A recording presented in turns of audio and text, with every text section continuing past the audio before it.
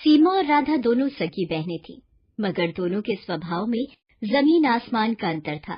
राधा जहाँ स्वभाव से विनम्र और दरियादिल थी, वहीं सीमा एक नंबर की स्वार्थी और लालची थी।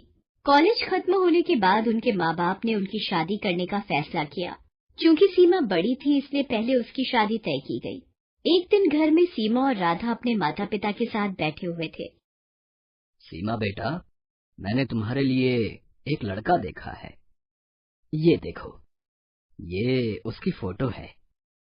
ये तो बताइए पापा कि लड़का कितना पढ़ा लिखा है, उसका घर परिवार कैसा है। मैं नहीं चाहती कि मेरी शादी किसी कम पढ़े लिखे या गरीब से हो जाए।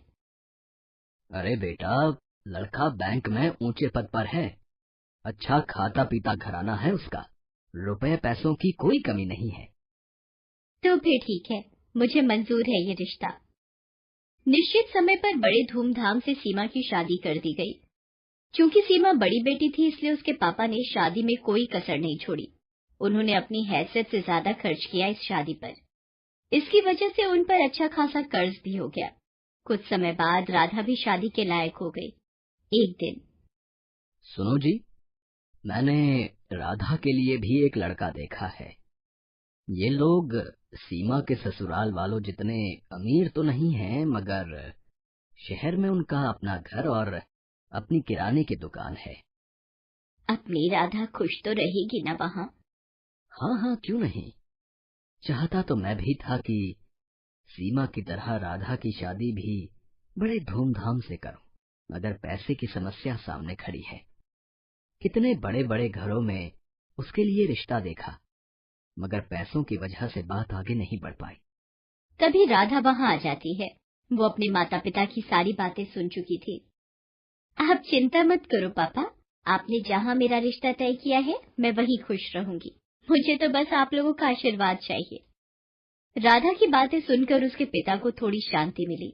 निश्चित समय पर बड़े ही सीधे साधे तरीके से राधा की भी शादी हो गई। राधा के ससुराल में केवल उसकी सास थी, जो अक्सर बीमार रहा करती थी। राधा ने आते ही घर की सारी जिम्मेदारी अपने सर ले ली, जिससे उसकी सास को बड़ी राहत मिली। राधा दिन भर घर का काम करती थी और समय मिलने पर वह दुकान के कामों में अपने पति का हाथ भी बटाती थी। उधर सीमा की जिंदगी ऐशो आराम से गुजर रही थी। कभी शॉपिंग तो कभी किटी पार्टी। उसका सारा समय इन्हीं चीजों में बीतता था। एक दिन राधा और उसके पति दुकान पर थे।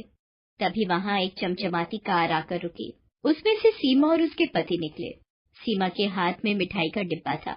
दोनों दुकान में गए और सीमा राधा को मिठाई का डिब्बा देते हुए बोली, तेरे जीजा जी ने आज ही इस कार की डिलीवरी ली है। पूरे 20 लाख की कार है। मैंने सोचा ये खुशखबरी राधा को दी जाए। दरअसल सीमा राधा को जलाने के लिए अपनी कार दिखाने वहां आई थी, मगर भोली भाली राधा उसकी इस चाल को समझ नहीं पाई। मगर राधा का पति अनिल इन बातों को समझ गया। सीमा और उसके पति के जाने के बाद अनिल बोला, तुम्हारी बहन यहाँ खुशखबरी देने नहीं आई थी, बल्कि हमें जलाने के लिए यहाँ आई थी। वो जानती है ना कि हमारी हैसियत नहीं है ना कार खरीदने की, इसलिए अपनी नई कार दिखाकर हमें जलाना चाहती थी। नहीं जी, ऐसी कोई बात नहीं है। वो भला हमें क्यों जलाना चाहेगी? ऐसी ही बात है। उसे पता है ना कि मैं कभी कार नहीं खरीद सकता, मामूली दुकानदार जो हूँ, और उसका पति तो बैंक में बड़ा अफसर है ना। क्यों? किसने कहा कि तुम कभी कार नहीं खरीद सकते? तुम जरूर कार खरीदोगे। अरे सीमा का पति तो बैंक में नौकरी करता है। एक हिसाब से देखें तो वो बैंक का नौकर है। उसे बैंक के हिसाब से काम करना पड़ता है। मगर यहाँ तुम तो अपने मालिक हो, तो तुम जैसे चाहो अपनी मर्जी के मुताबिक काम कर सकते हो। अगर तुम ठान लो तो कुछ भी कर सकते हो। मैं हर कदम पर तुम्हारे साथ हूँ। देखना, थोड़े ही दिनों में तुम एक कार क्या 10 कारों के मालिक बन जाओगे। उसने सारी चिंता छोड़कर जी तोड़ मेहनत करना शुरू किया। वो रोजाना सुबह 7 बजे दुकान खोलता था और देर रात 10 बजे तक दुकान पर ही रहता था। दोपहर के बाद राधा भी उसका हाथ बटाने दुकान पर आ जाती थी। राधा और अनिल दोनों ही स्वभाव से कोमल थे। ग्राहकों से बड़ी ही विनम्रता से बात करते थे। इसका नतीजा ये होता था कि जो भी एक बार उनके यहाँ से सामान ले जाता, वो फिर बार बार वहीं आता था। ग्राहकों को कम दाम में अच्छा माल देने के लिए राधा और अनिल ने एक शानदार योजना बनाई। वो दुकान का सामान शहर के व्यापारियों से न खरीदकर सीधे दिल्ली और मुंबई जैसे बड़े शहरों से मंगाने लगे। इससे ग्राहकों को भी अच्छा सामान मिल जाता था और दुकान में मुनाफा भी ज्यादा होता था। इस तरह धीरे धीरे कुछ ही सालों में अनिल ने राधा के नाम से कई किराने, फल, सब्जियों और डेयरी उत्पादों की दुकानों का शुभारंभ किया और उनका नाम रखा राधा ग्रोसरी मार्ट। अब अनिल और राधा की शहर में कई ग्रोसरी दुकानें थीं।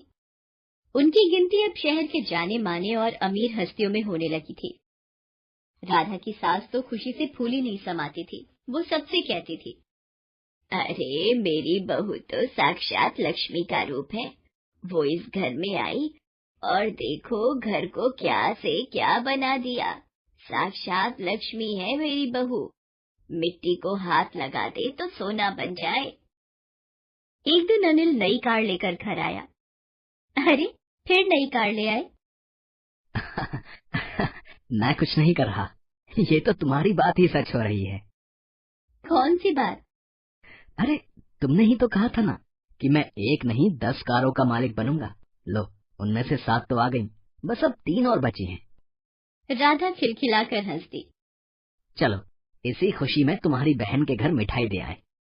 दोनों मिठाई लेकर सीमा के घर चले। कार से उतरकर दोनों उसके घर के अंदर पहुंचे। अंदर सीमा और उसके पति में लड़ाई चल रही थी। इस लड़ाई की धुन में उन्हें पता ही नहीं चला कि कब राधा और अनिल वहां आए। अरे मैं पूछती हूँ कि जरूरत क्या थी बैंक में पैसे गबन करने की? तुम्हारी जमानत करवाने में घर की सारी जमा पूंजी खर्च हो गई। ऊपर से बैंक में तुम्हें नौकरी से भी निकाल दिया है। घर में एक पैसा भी नहीं है। घर, गाड़ी सब गिरवी पड़े हैं। तुम्हारे एक गलत कदम ने सब मिट्टी में मिला दिया। मैंने क्या अपने लिए बैंक से पैसे गबन किए थे? ये सब तुम्हारी वजह से हुआ है। तुम्हें ही शौक चढ़ा था पार्टी करने का, शॉपिंग करने का। अब भुगतो। देखो जी, ताने मत मारो। कोई और लड़की होती तो अब तक तुम्हें ठेंगा दिखाकर अपने मायके चली गई होती। तो तुम भी चली जाओ ना, किसने रोका है तुम्हें? जानते हो ना कि मेरे मायके की हालत खराब है, इसीलिए शेर बन रहे हो। अभी वो लोग झगड़ ही रहे थे कि उनकी नजर अनिल और राधा पर पड़ती है। सीमा रोते हुए राधा से लिपट जाती है। अरे आप लोग यहाँ, मैं आपको कुछ कहने की जरूरत नहीं है। हम लोग सब जान चुके हैं। मैंने सुना है इस महीने आप एक नई ग्रोसरी स्टोर खोलने वाले हो। अगर वहाँ का मैनेजर आप मुझे बना दें तो बड़ी कृपा होगी। हमारे घर की हालत तो आप देख ही रहे हैं। आपसे कुछ छुपा हुआ नहीं है। अनिल और राधा ने एक बार एक दूसरे की ओर देखा और फिर सीमा के पति को हाँ बोल दिया। अब सीमा का सारा घमंड चूर चूर हो गया था।